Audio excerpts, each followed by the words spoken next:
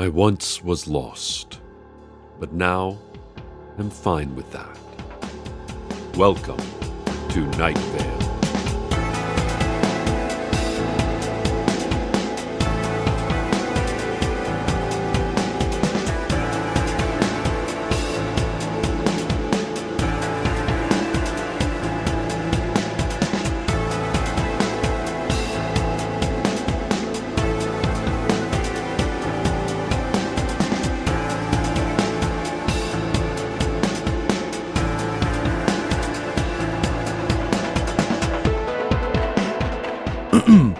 First, I wanted to say that there are glowing arrows in the sky. You can't see them even though you should. I can see them. There are dotted lines and arrows and circles. The sky is a chart that explains the entire world. For reference, I printed up this diagram on poster board. Notice the arrows here, which curve around the circles, and the dotted lines. It's pretty clear if you just look at it. Please look at it. You're not looking at it. Well, I'll just leave it here on this easel and you can look at it later. Or while I'm talking. Lots of people like to look at other things while I'm talking. It puts them at ease. I say things people don't like to hear. I show people things they don't like to see. My brother-in-law sometimes says I give off a smell that people don't like to smell. Well, I thought it was funny. It hurt my feelings a bit, but he kept doing it. I mean, it was kind of funny, I guess. Fun fact, did you know that a group of dragons is called a weir? A pride of lions, a murmuring of starlings, an ennui of buffalo, and a weir of dragons. Interesting, right? And now the news. There's a weir of 5-headed dragons burning down City Hall right now. There is another weir of dragons stomping great holes in Route 800, the only highway leading out of Night Vale. And yet one more weir. Did you know that it's also correct to refer to this as a flight of dragons or even a thunder of dragons? Tearing open the aqueducts along the town reservoir. More on the complete annihilation of our city as this story develops. I've gotten several frustrated calls and letters about our program a couple of weeks ago. Because the program was called A Story About Huntokar, many listeners rightly anticipated a story about Huntokar. But all they heard was radio static over faint sounds of inhuman screaming. Yeah, we apologize for the disappointment, and we will more closely review any programs before putting them on the air. I'm sure it was a tough time for you to voluntarily listen to a subpar radio program. The town is nearly empty, save for flaming buildings, irate dragons, and a sky that has all but been replaced by an enormous hole out of which pours continuous darkness, confounding visions, and a deafening, ripping noise. But again, sorry you didn't like that one radio show. In related news, the city is on fire and completely in control of Hadassah McDaniels and the 5-headed dragons. The holes that have torn across our sky have merged into one giant hole, and false realities are converging into our town. Many citizens, including our mayor, have chosen to run from their own unpleasant reality towards some more pleasant options offered up by the collapsing of all space and time into one. Frances Donaldson, owner of the Antiques Mall, said she discovered a reality where antiques were not sentient, venomous creatures, but in fact, just old items one could resell. Frances left this Night Vale last week to go live in another Night Vale, which occupies the exact same space. Bob Sturm, Vice President of Finance for the Night Vale Auto Insurance Company, found a reality where cars were made of Stilton cheese, and another where insurance executives made almost $2,000 more a year on average. And he is still weighing which reality better suits his lifestyle. I see you're looking at my chart now. I think I should have gone with a classier font like Helvetica, but this one looks just like the writing in comic strips. I couldn't resist. It's just so funny. Makes all of these terrible messages so much easier to bear. These arrows and lines in the sky are a message from someone named Huntokar. I learned this on the radio last week. Is she a god, as she claims? Maybe, although I'm not religious. The folks over at the Joyous Congregation said there is no god but the Smiling God. I asked if she could be the Smiling God, and they asked if she was smiling. I said I didn't know, it was on the radio. They made weird gestures with their fists and told me I would know once we were all devoured. I asked my other brother-in-law, who's a scientist, and he said the arrows and lines were probably a bunch of comets or solar flares or possibly an aurora. Then he got really excited about talking about space and skipped away while laughing and clutching his hands to his chest, so I'm not sure if there's a natural explanation. What I do know is I'm not the only one who can see them. For a long time I thought that I was. I told Cecil and he scoffed. I told Leanne Hart at the Daily Journal and she threw a hatchet at me. I showed them to my daughter Janice, but she's a teenager and isn't really interested in what her parents are interested in. My wife said she believed me, but showed little interest, so I think she was just saying that to be nice. I told Mayor Cardinal and Mayor Winchell before her. Mayor Cardinal said she would look into it, but I'm positive she never did. Mayor Winchell totally agreed and got really excited about it, but she started telling me about how there's a man that lives in the sun and all he does all day is sit at a little table with a phone on it. The phone isn't plugged in, but he waits and waits for it to ring. The man often says to no one, because the sun is so loud and hot and large no one can hear him, "I will receive the call. I cannot leave for I do not have an answering machine. But when that phone rings, boy, howdy will that be splendid." Based on this story, I'm positive Mayor Winchell and I were talking about different things. For a long time, I thought all of these people didn't believe me. They politely or impolitely urged me away from that line of conversation. They said, sure, and no way, and you got something on your shirt, and then they'd poke my nose when I looked down. I'll get to the angels in a second. I promise this relates. An update on the estate of old woman Josie. The hearing to decide the legal ownership of Josie's estate has been postponed indefinitely, as City Hall is completely overrun with dragons, and they're not letting anyone schedule the hearing room. Not even for 30 minutes.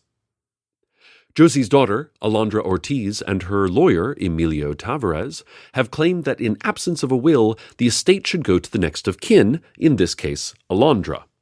However, the angels who cared for Josie in her final years have claimed that they have joint ownership and stake in Josie's assets, as they built and maintained her home and helped develop Josie's cultural foundation. The angels' biggest hurdle so far in this ugly battle is that they legally don't exist, as they are angels. The Hall of Public Records is holding a hearing today to determine the validity of the angels' existence and whether to officially recognize their being.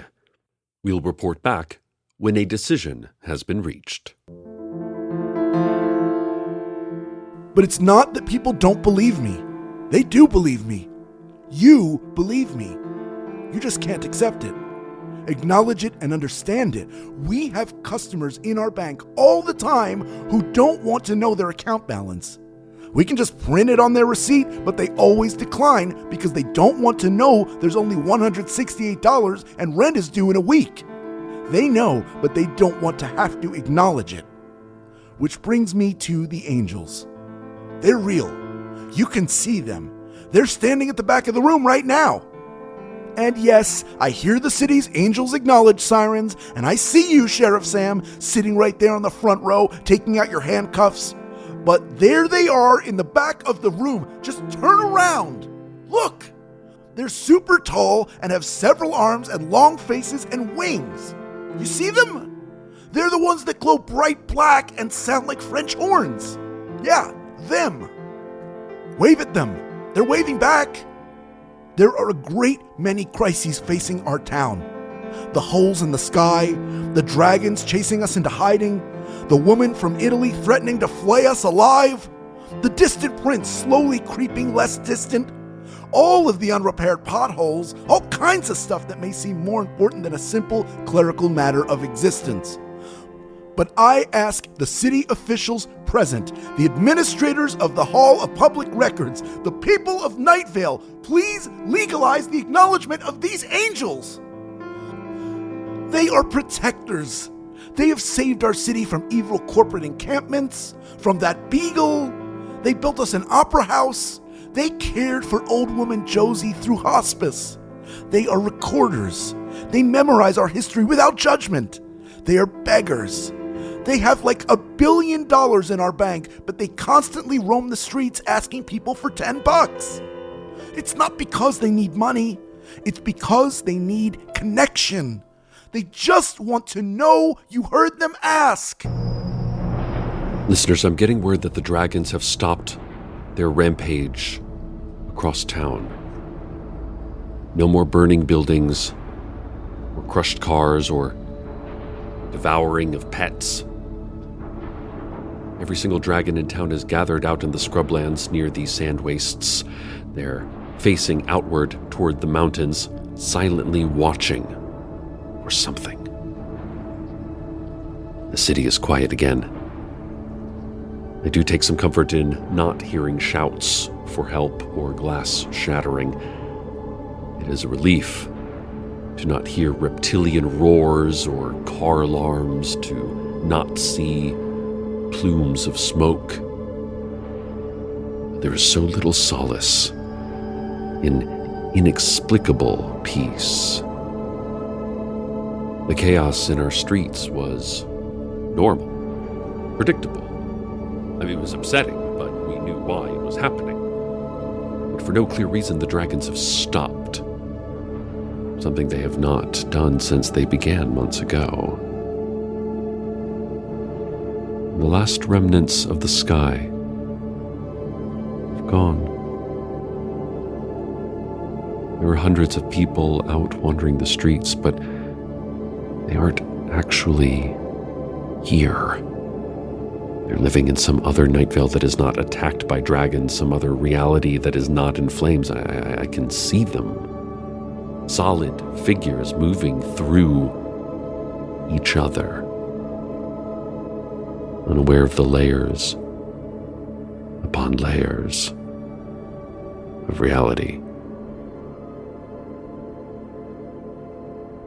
My brother returned to see me last night, but I do not have a brother. Nearly all of his hair and teeth were gone, and he could barely walk. Every few steps he would fall, only to get back up and walk slowly again toward me. A line of dried blood down the front of his polo shirt.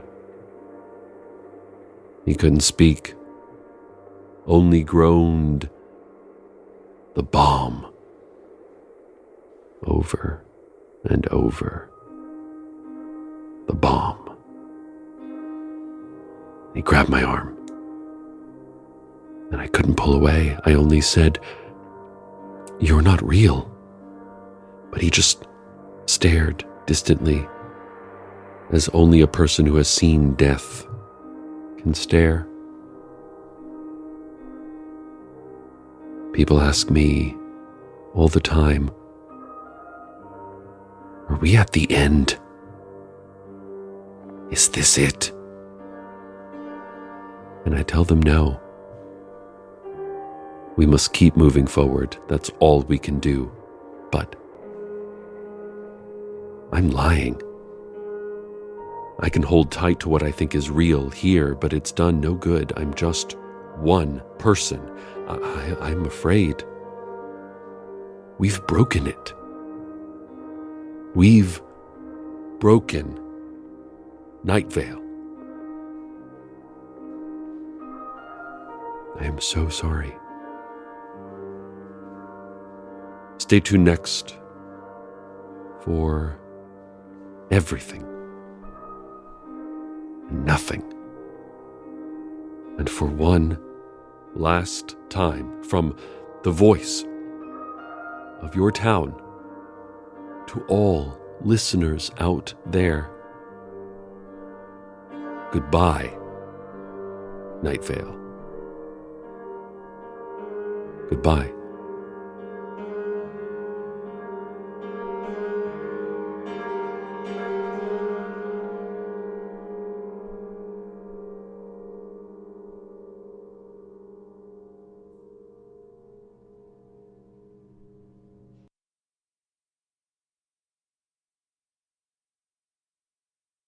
Hang on. I just thought of something. While I figure this out, have a listen to today's weather. Unless we pay attention to our true reality, all will be lost. I believe recognizing angels is a vital first step. It's like my brother-in-law saying mean things all the time. I tried to ignore the mean bits. I just put my head down and kept moving. The main thing was to keep moving, not to bog down in tears and fights and emotions. Just move forward, because facing it would mean pain. But then a few weeks ago, I looked him in the eye and said, "Stop." He looked shocked. I inhaled, and just as I did, he did too. And in a synchronous moment of breath, I started crying. I wasn't weeping in sadness, I was just crying from the intimacy of truly seeing someone and having them see me. We were vulnerable and raw, and I said, "It hurts me when you joke. If you don't like me, just tell me why, and we can work through it." And he told me about his childhood and his mother and his tumultuous relationship with his sister and how difficult it is to let strangers into his world. And it was just easier for him to keep me as an interloper in his life. I could never understand his difficult childhood, and I said he was right, but that I could try. He let me hug him. He even hugged back, which is rare for Cecil. He stopped saying rude jokes about me, in fact, even saying nice things about me. We acknowledged our issues. Nothing is perfect, and I don't think it will be, but it is better. Perfection doesn't exist. All we can hope for is better. Thank you, officers of the Hall of Public Records, for letting me speak at the hearing here today. My brother-in-law Steve Carlsberg didn't know old woman Josie. Not like I did. I loved her like a mother. Steve did not know the angels either. I'm sure he had heard me talk about them. I'm sure, like all of us, he had seen them and known them to be real, but averted his eyes for fear of violating the arcane law against acknowledging angels. Yet, he went to the hearing to support them. Because I am doing the show today, I could not attend the hearing, a hearing I desperately wanted to be at, to proclaim my passion to change our out-of-date laws. And I am sad I could not. But Steve told me he would speak for me at the hearing. He listened attentively as I told him everything I felt about the issue, and then he said, "It's like the arrows in the sky, the dotted lines." And I rolled my eyes because Steve has always been a conspiracy theorist, seeing patterns where there are none. And he got upset at my dismissiveness. My sister Abby and I rarely got along, but after our mother died, that began to change. I spent so much time with her and with her infant daughter, Janice, whose spina bifida was costly and terrifying and exhausting. And then Abby met Steve, and Steve took care of Janice financially and of Abby spiritually, and I was just an uncle again. I was no longer wringing my hands every day over the health of this struggling girl anymore. I wasn't spending away my savings on medical care. I wasn't having to comfort a sobbing mother. And Steve took all that away from me. You can read that two ways. Steve relieved me from stress, or Steve relieved me from duty. I interpreted it as the latter. It was hard to forgive him for simply being a responsible husband and stepfather, but I'm learning to let my anger go. I've said terrible things about Steve, and he's been nothing but supportive of me, of my sister, of my niece. He is a good father and brother-in-law and a good citizen of Night Vale. He's a patient friend, and I love him for that. I even think his arrows in the sky theory might be right. Did you ever have one of those dolls that opens up, and inside is another doll, and inside that another? I sometimes think we're one of those dolls, inside a similar doll, and outside a similar doll, each one nestled in another. Infinite possible dolls, all in one visible doll. But all of the dolls have been opened and removed from one another. Their split halves strewn across the floor. Which parts go together? And which doll are we? Did our doll have the blonde hair or the brown hair? The red bow or the one with the green lace trim? The headscarf with the floral print? Or the dotted print? The angel's hearing is completed, and the Hall of Public Records has officially recognized the existence of angels as Night Vale citizens. The angels celebrated with poorly aimed high fives, which were warmly reciprocated by fellow non-angel citizens now legally allowed to see the angels as real. The recognition and acknowledgement of angels seems a small victory in light of our ending world, but as I speak to you now, a part of the sky is returned. As has Hiram McDaniels.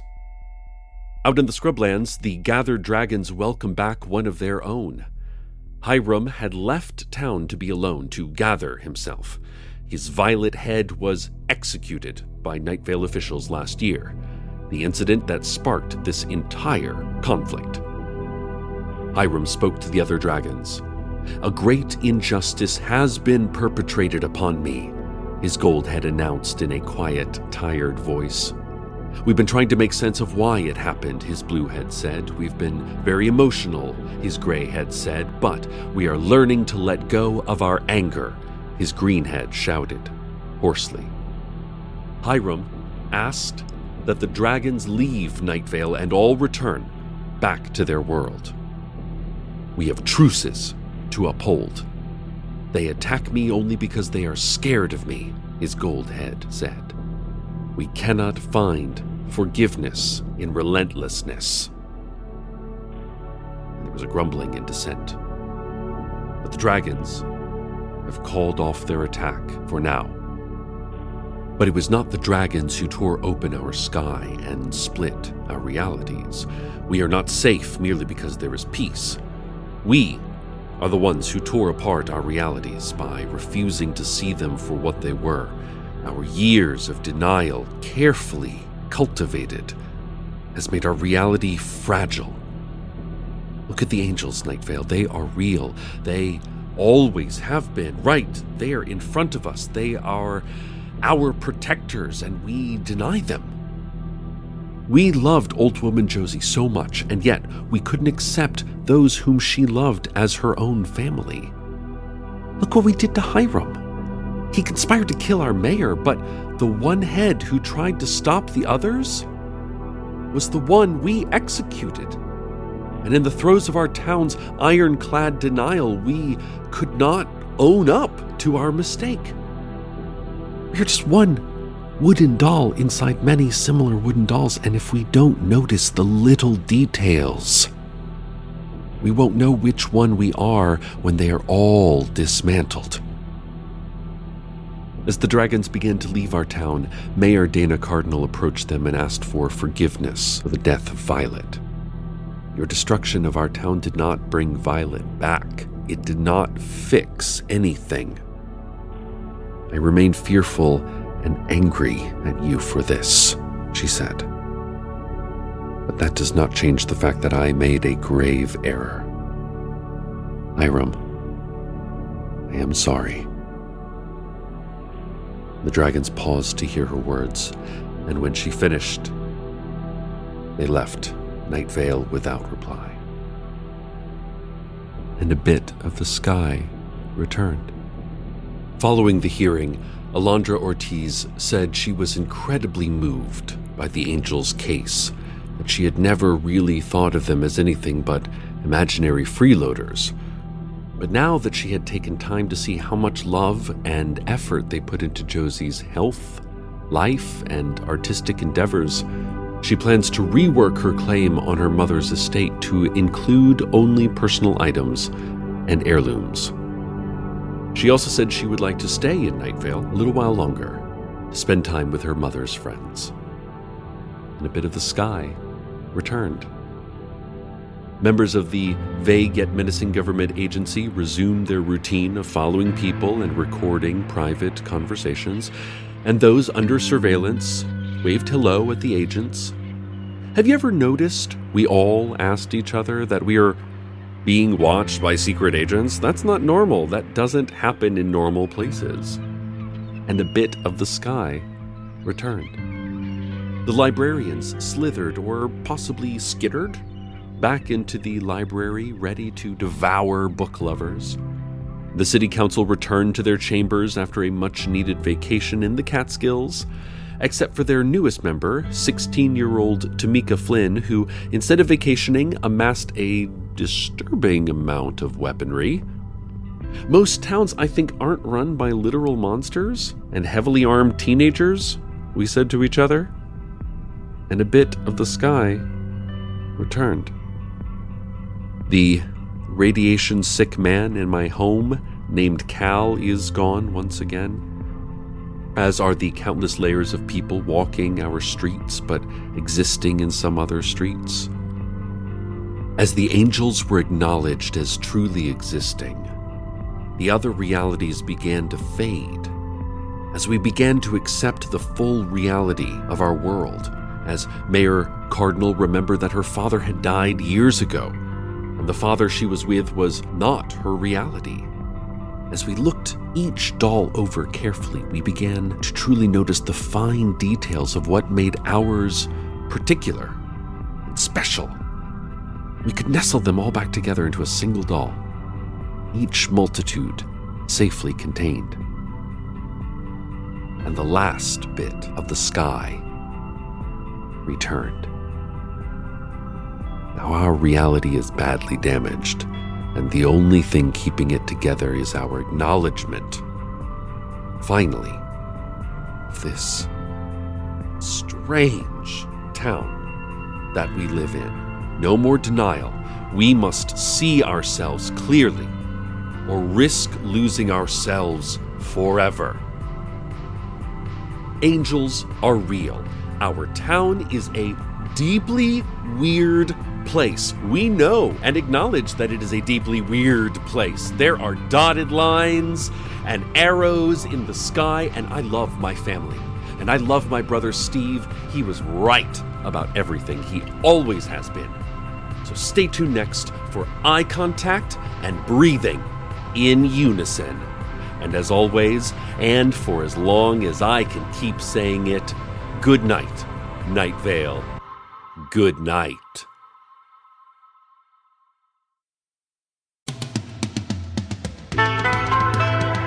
Welcome to Night Vale is a production of Night Vale Presents. It is written by Joseph Fink and Jeffrey Craner and produced by Joseph Fink. The voice of Night Vale is Cecil Baldwin. The voice of Steve Carlsberg was Hal Lublin. Original music by Disparition. All of it can be found at disparition.info or at disparition.bandcamp.com. This episode's weather was Everyone I Know Will Die by Erin Lovett. Find out more at soundcloud.com/Erin Lovett. Comments, questions, email us at info@welcometonightvale.com or follow us on Twitter at Night Vale Radio or go swimming, because it's nice to go swimming. Check out welcometonightvale.com for more information on this show and our new simplified donor program so that it's easier and more fun to support us, because we like to support you back. Today's proverb: if you only read one book this year, then you have reached your approved book quota.